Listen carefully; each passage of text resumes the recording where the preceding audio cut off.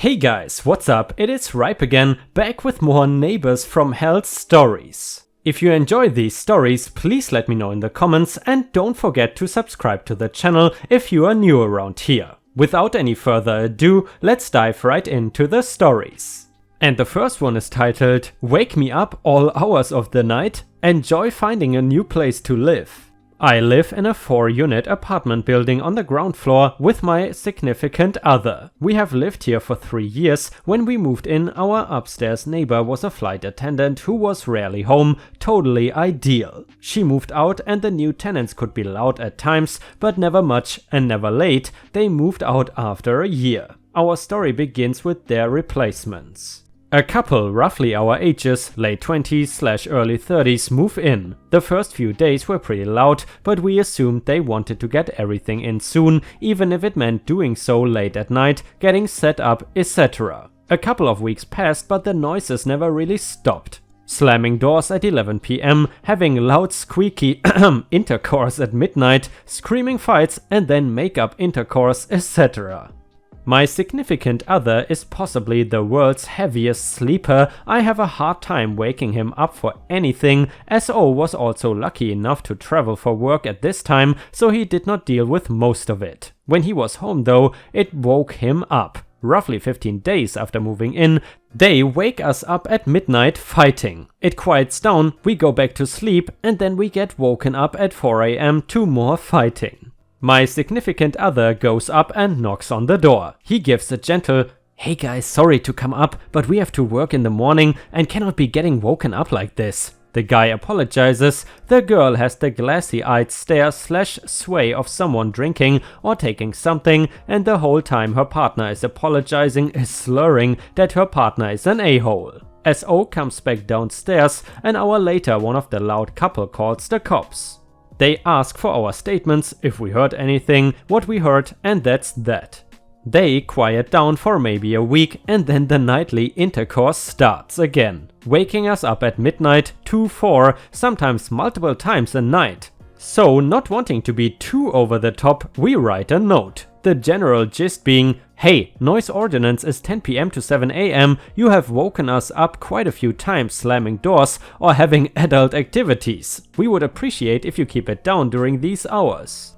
We don't want to have to involve the landlord, but we do need to sleep. Tape it up on the door and leave it. 2 days later we receive a 2-page return note from the girl. Highlights include, "Fine, I will leave my garbage not in the cabinet. I sure hope my dog doesn't eat something and die." And, "We can hear you sneeze and go to the bathroom. Should we threaten to call the landlord too?" And quite a few references to their adult fun time, being within their rights in their apartment. I was pissed but almost wanted to hear the reaction of my landlord for being told we sneeze and use the bathroom. Still, my SO went upstairs and tried to clear the air and explained that we definitely don't care what they do, but it is not okay to wake us up during noise ordinance hours with it. Both times he went up when they were home, they refused to answer. Fine. So I started keeping a log. Simple. November 4th, 2:17 AM, adult activities. Every time they woke us up, in 2 weeks we were woken up 10 times, sometimes twice a night. SO even recorded it on his phone, and jeez, it is so loud. We emailed it to the landlord and asked if he could please remind them of the noise ordinance because we need to be able to sleep. He did so and it was okay for a couple of weeks. And then it started again, we started responding. If they woke us up we would knock on the ceiling, it would quiet down. Once we got really annoyed and played Baby Shark on our phone at full blast, pointed at the ceiling for like 30 seconds. And then one night when SO was out of town for work, they woke me up at 2 fighting. I knocked on the ceiling, they moved it to the living room and I tried to sleep. About an hour later, they were back fighting in the bedroom. I knocked, she stomped back as hard as she could about 10 times and screamed at me for being a effing bitch. Well then, they kept screaming at each other, throwing things, setting off their car alarms. So I had enough. I called the police and reported a domestic disturbance. Police came, talked to me, went upstairs, slammed on their door and shouted, "Police, open up!" And that's all I knew until I left for work around 6 AM. I went out to get in my car and found a cell phone and cigarette rolling supplies in the parking lot behind my car. I picked them up and moved them in the grass, petty I know, and went to work. It was still there when I got home. I ignored it. A little while later there was a knock at my door. I was not going to open it, but heard a tiny dog, so I knew it was my good neighbor in the other upstairs unit. I let her in and she asked what happened. I told her I called the cops. She said she was close to doing the same and no one had been home there all day. She heard one of them being read their Miranda rights though. I grabbed the stuff from outside and put it outside their door because I did not want to leave a phone out overnight. Over the next few days we learned the girlfriend had been put in court-ordered rehab. Apparently she had clawed the hell out of the guy, among other things. That weekend they moved their stuff out, her one day, him the next day, even though I was not trying to get anyone kicked out, but man, being able to sleep is nice. And guys, I am very curious, did you ever have insanely annoying neighbors like the ones in the story? Let us know in the comments. And by the way, if you have watched until here, please don't forget to subscribe to the channel, like the video and also post some star emojis in the comments if you enjoy my content. Thank you so much. And the next one is titled, I don't like my neighbor, so I make a couple of phone calls. I am home while taking some time off from my job when, in the wee hours of the night, I hear music. It is loud, it is horrible, and it irritates me. But I put up with it and get a few more hours sleep after I put some earplugs in. After I wake up later that morning, I bring it up with my next door neighbors. They dredge up a tale about this scumbag.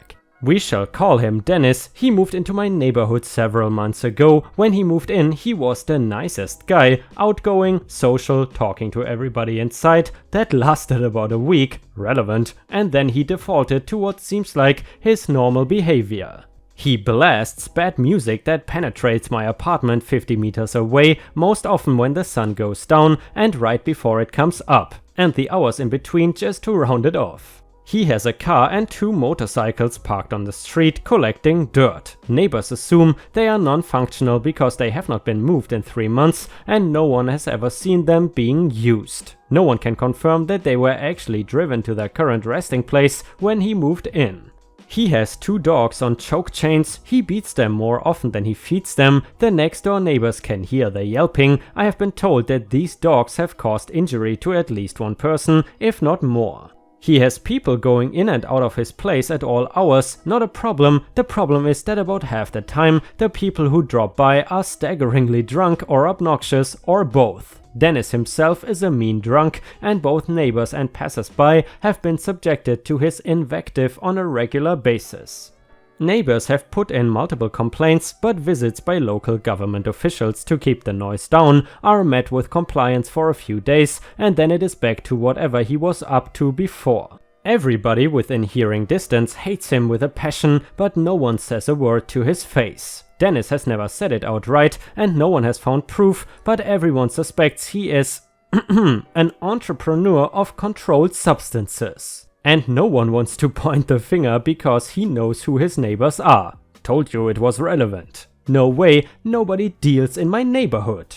I'll not comment on the efficiency or the integrity of our local police force, but these LEOs work and have worked in an environment of temptation and corruption, with those on the bottom rung getting less than $600 a month. That amount figures in a 100% salary increase went into effect just this past January 2018. At the end of the day, they all just want to get back to their families in one piece. PDEA, however, don't give a damn. They will go after anybody, elected officials, organized crime, high rollers. 0 Fs, they are busy as they tend to go after the big fish. The president has given them pretty much carte blanche and he gives 0 Fs too. So I decide to roll the dice. I've had my fair share of time working with law enforcement officers as an EMT, and I once did someone a favor a long time ago. I pull out an old worn card out of my stack of professional contacts. Only one of the numbers is still working, but the person I spoke to gives me an updated number. I call and get in touch with Mr.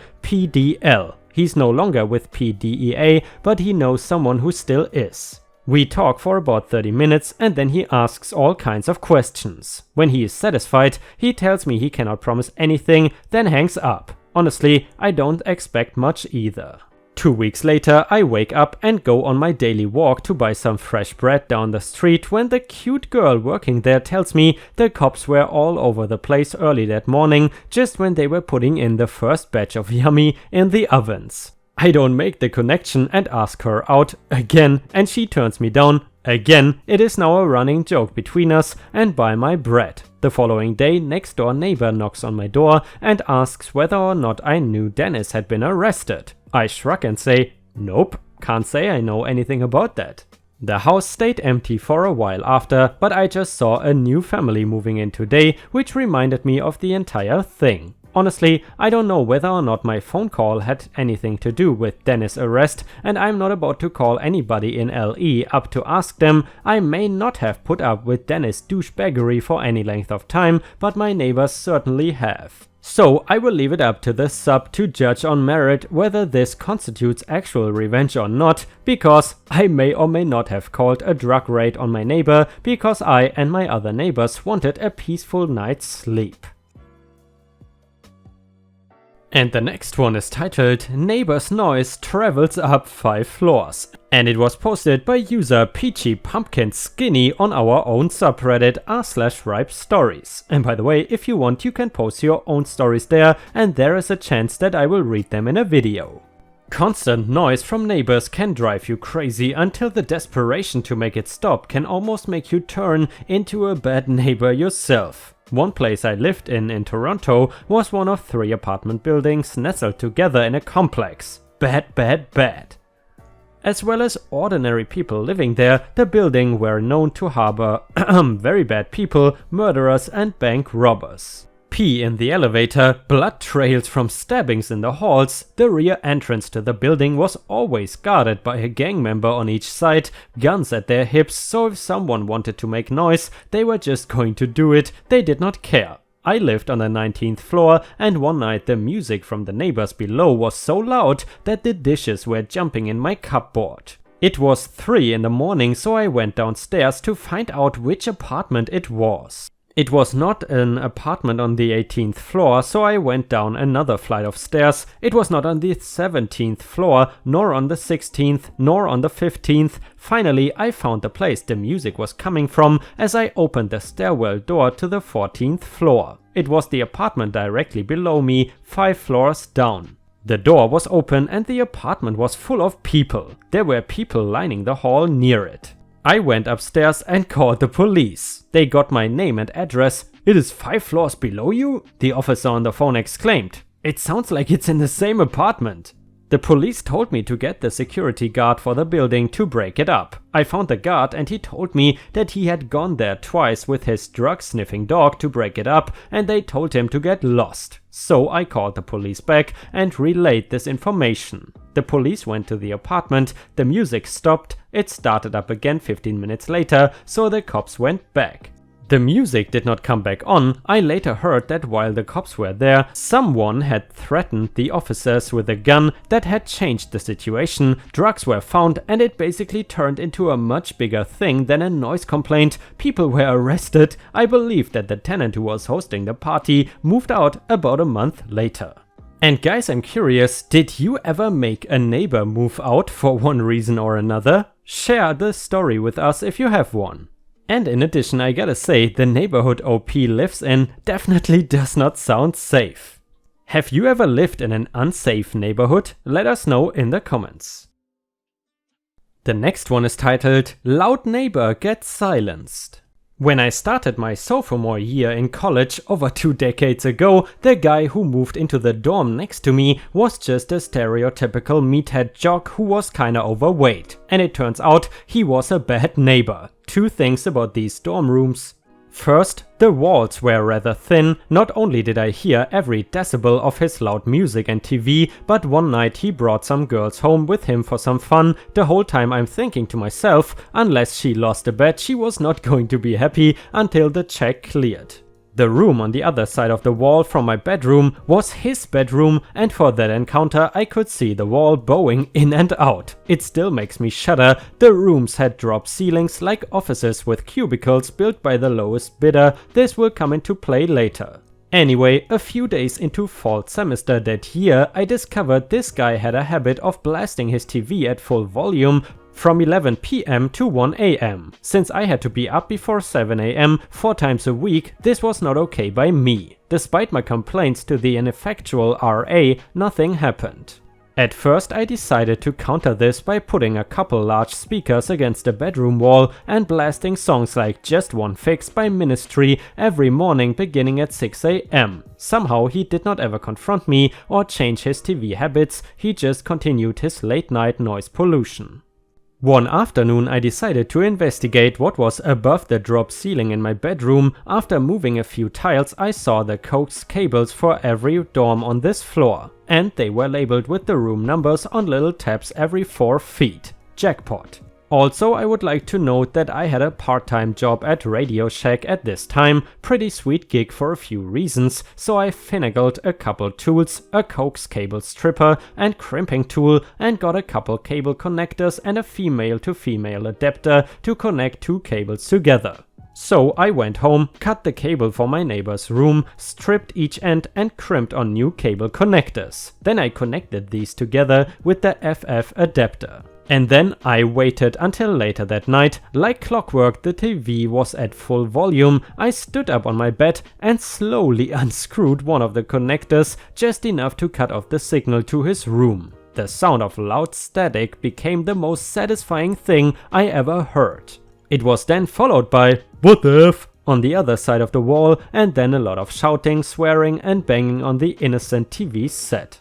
30 seconds later I screw the connector back in. "About time, piece of crap." A minute later I unscrewed it again. The shouting and banging continued, and I just let it escalate for a couple minutes to the point where he was just bellowing in impotent rage. He honestly sounded like a humiliated water buffalo that was somehow capable of making vaguely human speech-like vocalizations. He finally gave up and shut the TV off 11:13 PM. I screwed the connector back in, and finally a good night's sleep. For your information, this went on for 4 more days, that is 5 altogether. On the 6th day, which also happened to be trash day, we set our plastic bins outside the door for trash pickup. I walked out to see the shattered remains of a 20-inch Amazon TV set sitting in front of my neighbor's room. The plastic shell was deeply cracked in a few places, the glass tube was shattered, and even the power cord was yanked out and draped over the TV's lifeless husk.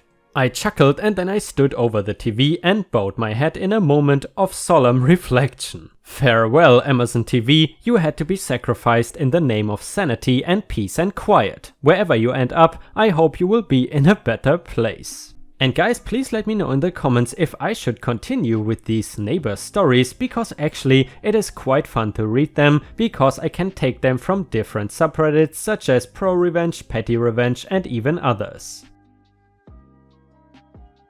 And the next one is titled, "Neighbors chased my boyfriend with a knife when he was a kid, what the hell?"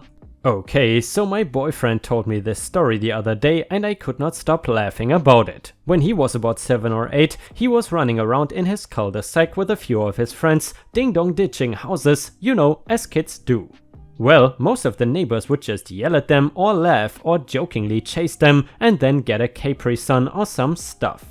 You know, because kids are kids. Well, lo and behold, they go up to their neighbor's house across the street from his and they ring his doorbell, and as they start to run, the dad runs outside, knife in hand, screaming that he's going to kill both of them.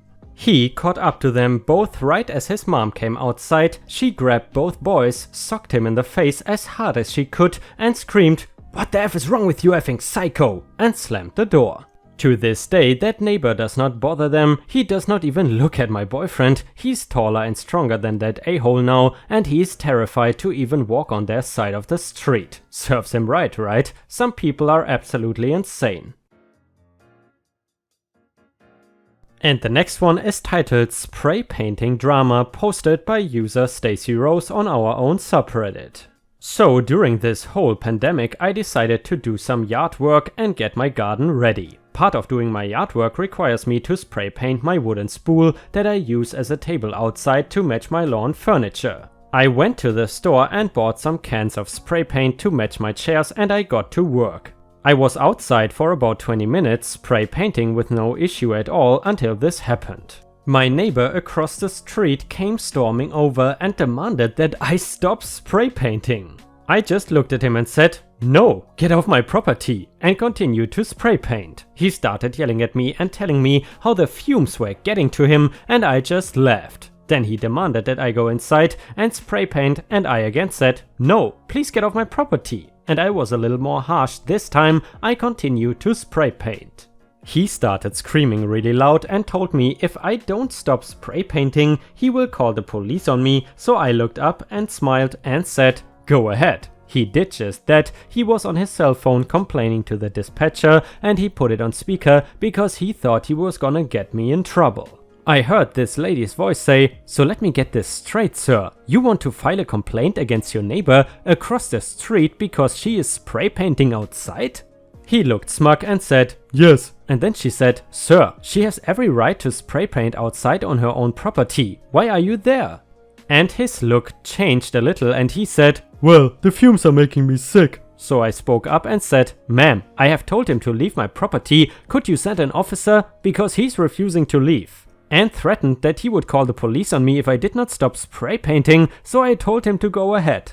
That is why he called you now and has you on speakerphone. I would appreciate it very much because I was not bothering anyone and he just stormed over here on my property and started making demands of me. The lady on the phone was just about to say something when he said, "Shut up, bitch," and then he hung up the phone.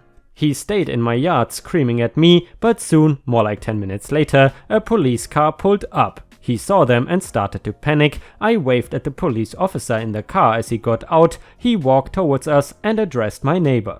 "Sir, are you the one that called dispatch trying to get this young woman in trouble for doing something perfectly legal?" My neighbor did not say a word and started to walk across the street. The officer did not like this and said, "Sir, when I address you, you respond. You do not walk away when you're being talked to by officers of the law." The neighbor stopped and said, "I just want her to stop spray painting outside and to do it inside."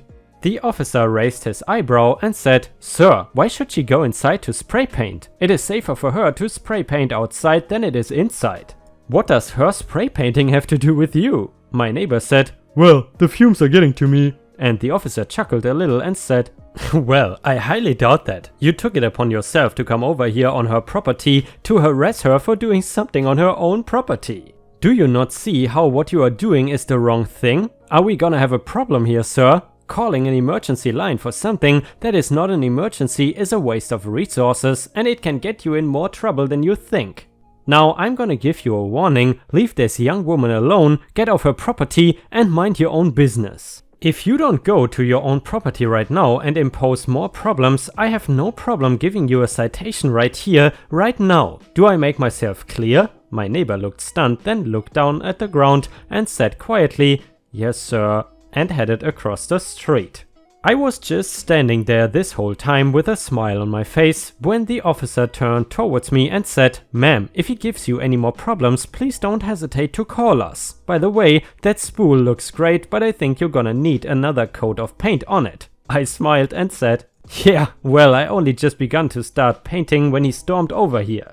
I plan on at least giving it 3 coats to match the shade of my chairs and then I'm gonna put the solar lamp I just purchased on it for lighting when I sit out here at night." He smiled and said, "Looks great. It is good to see people outside enjoying the weather and doing their yard work. Keep up the good work, have a good day, ma'am." And he got inside his car, but before he closed his door, I managed to thank him and tell him to have a good day too. He drove away and I continued to spray paint while noticing the neighbor across the street giving me death glares. I just smiled and waved and went back to spray painting. My neighbor on the right side of me, whose living room window faces my yard, yelled out her screen window to me saying, "That was a great show. My husband and I had popcorn while watching it." She was laughing and I heard her husband laugh too.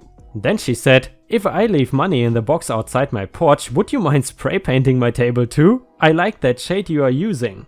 It is that small iron table you have seen before with my plant on it. I smiled and said, no problem at all, but you don't need to pay me. I will go over and get you a little table after I have finished this spool. She thanked me and told me that after this whole social distancing is done, she's gonna treat me to dinner at her house. I told her I would gladly accept a dinner and went back to painting. Every once in a while I would glance across the street to see if that neighbor was still glaring at me, but I guess he finally got bored and went inside. When I finished painting my spool, I went next door and got the little iron table and spray painted it too. All in all, it was an interesting day. And guys, unfortunately we have reached the last story for today, but if you have watched until here, you are absolutely awesome and you are a true ripe star. Post ripe supernova in the comments if you have watched until here. In addition, please don't forget, in case YouTube shows you a pop-up questioning you whether you enjoyed the video, I would appreciate it very much if you could say that you enjoyed it. This will help me tremendously because currently YouTube is changing up a lot of the algorithms and they rely more on this kind of feedback, and also the likes are becoming more and more important as well. So guys, you know what to do. Thank you very much for supporting me. I appreciate each and every one of you, and I hope to see you again tomorrow. Thank you so much.